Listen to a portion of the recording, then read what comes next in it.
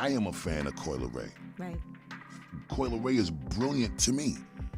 Coi Leray is a superstar. According to fresh information, Busta Rhymes is now being accused of assaulting Coi Leray, a rising talent in a startling turn of events. According to reports, the claim made by Coi Leray's father, Benzino, has provoked strong reactions on the internet, resulting in multiple fights and attracting celebrities. 50 Cent was one of the first to react, jumping right into openly back Busta Rhymes. The drama unfolded in this manner. 50 Cent trolled Benzino on social media while endorsing Busta Rhymes during their most recent public dispute. Benzino's persistent intensification of the altercation, he hinted, is just making things worse. This guy's a sucker who is trying to get it busted by using his daughter. You should feel ashamed, 50 remarked. Now you have 50 problems. Once the comment went viral, it highlighted a competition that now carries reputational repercussions. Clearly, tensions are rising between the groups and boundaries are being established. To understand how this battle began, however, we need to look at its beginnings. The story starts when seasoned hip-hop icon Busta Rhymes and up-and-coming musician Coi Leray form a professional collaboration. Busta Rhymes met Coi Leray at a Brooklyn recording studio earlier this year as he was working on a new album. Busta was reportedly captivated by Coi's evolving style, unfiltered delivery, and exuberant personality. Noticing the potential for a successful collaboration, Busta is well known for his rapid-fire delivery and creative wordplay. You should have reached out to me. You don't do no video with my daughter half naked, and you a grown-up man. You should have reached out to me. Thought that Coi Leray may provide a new dynamic edge to his evolving sound. He thought she was a fresh talent who might add a unique touch to his evolving music. Busta devoted himself to bringing that fresh energy to his songs. Coi Leray responded by recognizing Busta's legendary status and viewed this as a chance to get knowledge from one of the most renowned hip-hop veterans. Their respect for one another was the foundation of a successful collaboration. The two artists began brainstorming ideas for their joint project through a series of creative discussions and studio sessions. They talked about their life experiences, musical influences, and artistic goals, discovering a shared understanding and a love of telling stories with music. During one of those conversations, the foundation for their collaboration truly began to take shape. The song Luxury Life was born.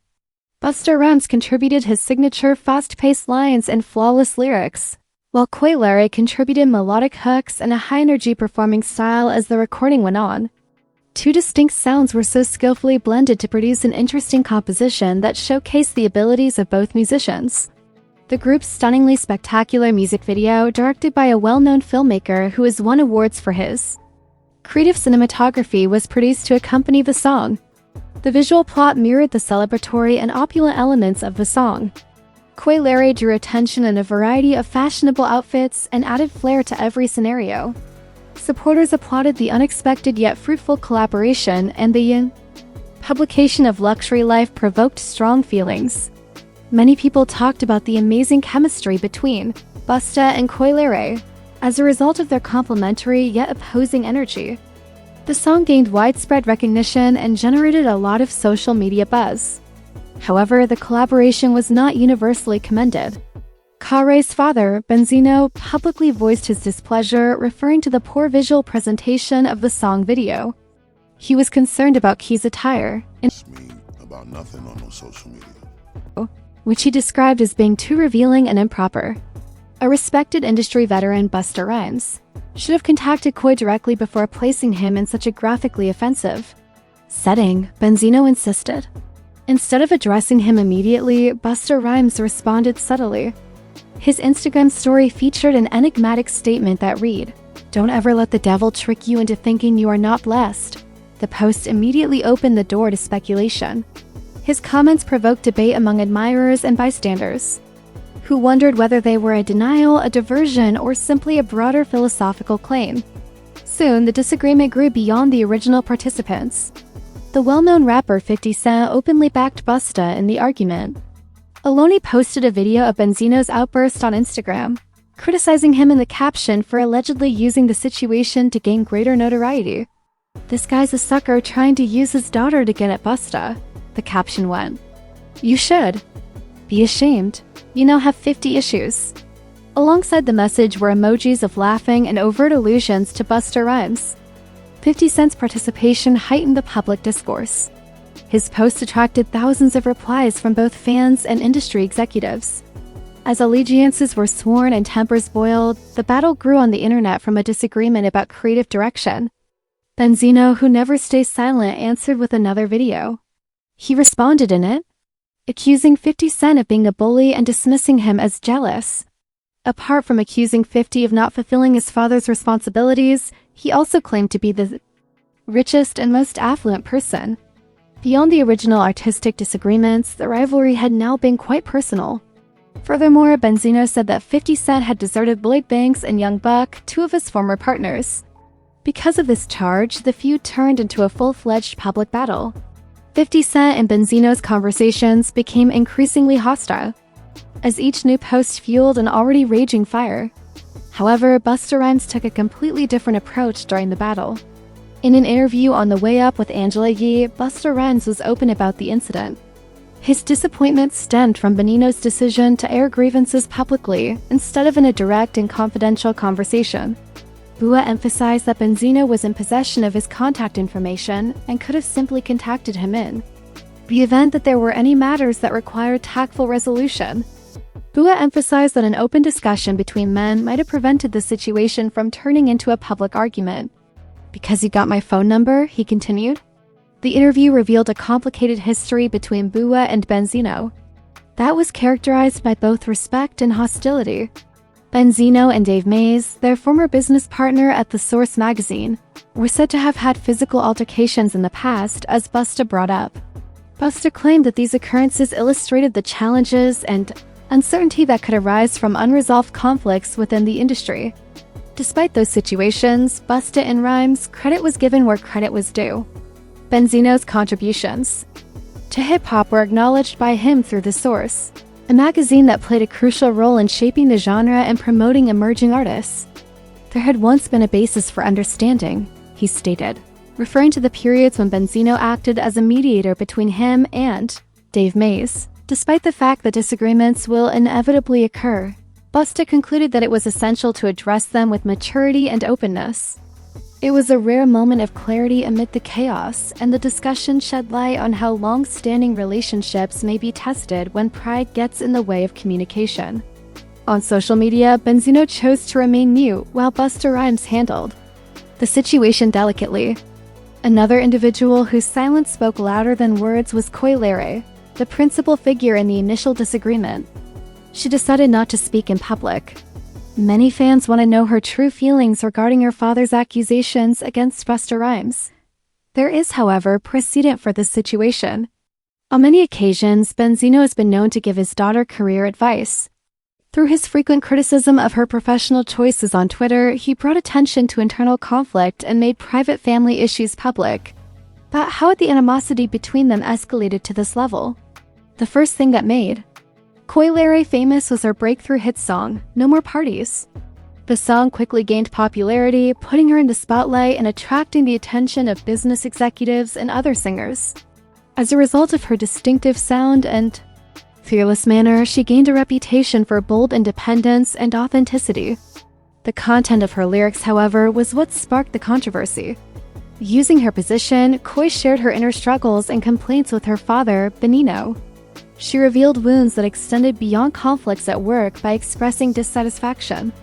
In her lyrics, she used phrases like, "My daddy let me down, but I promise you I won't let up," which directly highlighted their tight relationship. Her message resonated with the audience because she delivered it with sincere emotion. The public responded well to her use of her art to address personal trauma, with many applauding her courage. But Benzino quickly disputed it.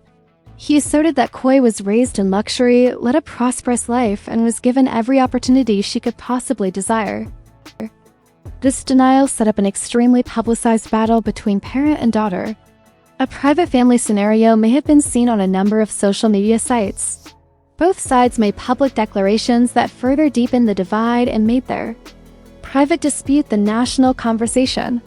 A complex picture of family, fame, and emotional fallout was shown in the drama.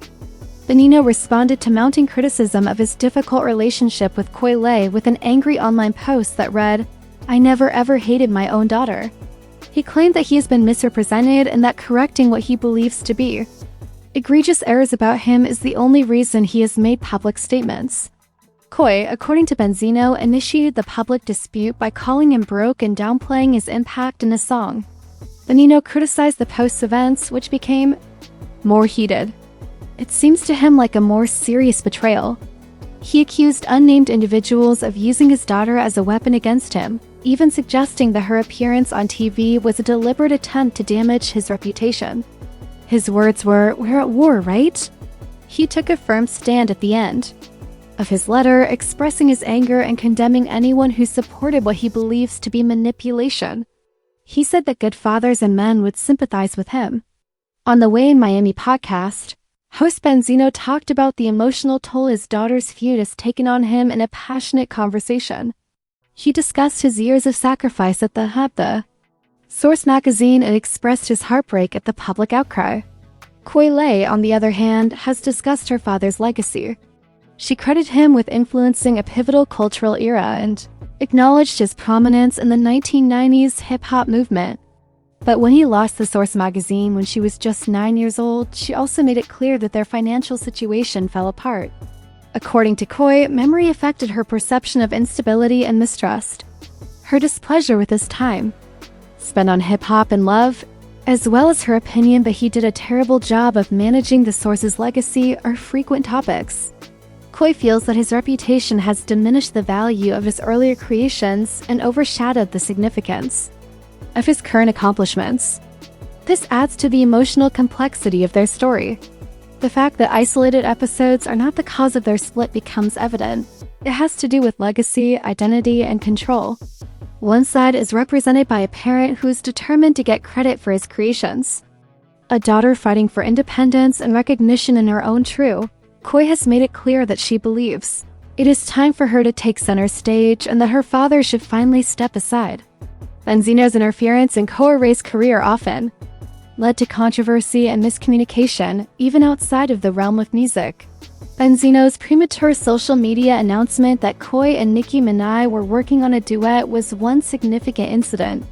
She and Nicki Minaj have a single that will be released shortly. "That's going to be crazy," he stated confidently. The announcement appeared to be a pure fiction, however, as Nicki Minaj quickly denied any such involvement. "I feel terrible and depressed. I'm completely at fault and it won't occur again." Benzino responded to public criticism by apologizing to both artists. But the damage had already been done, and the apology only heightened concerns about his tendency to "I'm going to make her show up on your TV." 50 Cent wrote enthusiastically on Instagram when he announced the casting, "Put the first week of work out of your mind." Fans were thrilled with the post, but Benzino wasn't.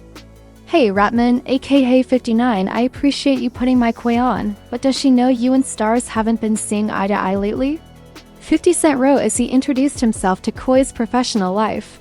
The tone of the rekindled tensions between him and 50 Cent and the implied sarcasm make it clear that this animosity goes beyond current events.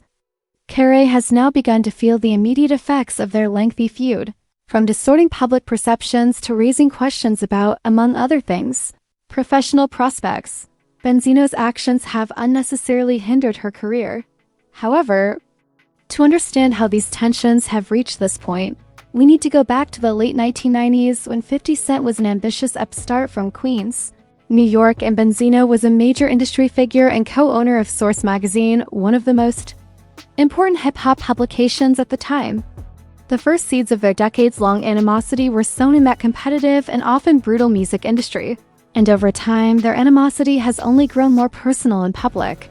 Although the specifics of their first encounter are still unknown, it is widely believed that 50 Cent and Benzino met at a major music business function in New York City. However, a pivotal event in 2000 would change the course of their relationship. It happened at the legendary Hit Factory recording studio on 54th Street, which was known for housing some of the biggest hip-hop stars, but it was the site of an unexpected disaster. 50 Cent was stabbed multiple times during a violent altercation that day, leaving him seriously injured. Normally, the Hit Factory was a hub for talent, creativity, and teamwork. But on this particular day, tensions quickly escalated as 50 Cent entered the studio, resulting in an attack that left him bleeding and in critical need of medical attention. Benzino reportedly witnessed the immediate aftermath of the attack because he was in the building at the time. Benzino's reaction was impulsive because of their animosity, but he knew that a life could be at stake, so he acted quickly, arranging for transportation, calling a car service, and making sure 50 Cent was driven to the hospital as soon as possible. This intervention revealed a side of Benzino that rarely makes headlines one. That is marked by decisive action in a crisis, and it complicated a previously tense relationship between the two men, even though their rivalry would later worsen. The long-running conflict between these musicians took on a life of its own, captivating audiences and the media around the world. The industry. One of the distinguishing characteristics of this period was the release of diss recordings from all sides. 50 Cent, who is known for his unbridled lyrical flair, responded to Benzino and Ja Rule with a series of singles that were full of harsh criticisms and personal jabs, intensifying an already tense battle by attacking both personal histories and believability. Ja Rule didn't keep quiet and released his own songs, each of which aimed to damage 50 Cent's reputation and status in the hip-hop scene, while Benzino, using his own platform, fueled the fires and contributed to the ongoing discourse. With each new album being more vicious than the last, the lyrical battle quickly grew more intense and received considerable attention on radio and online forums. Only the music. The feud affected interviews, award shows, and social media. Fans eagerly awaited every new development. The headline-driven struggle for supremacy, whether it was expressed through a biting song or a contentious post, made rap beef a cultural spectacle. The industry changed over time, the focus shifted, new performers emerged, and the intensity of the feud decreased. Although reflection replaced the once explosive struggle, the resentment remained. Benzino and 50 Cent's online tension continues to simmer through barbs, memes, and indirect shots, even though Ja Rule and 50 have distanced themselves from the ferocity of that era. If you enjoyed this in-depth look, please hit the like button, subscribe to the channel, and enable notifications. If you're ready for more in-depth analyses, click on one of the videos that are currently playing on your screen. Will the answer come in time, or will the conflict never be resolved?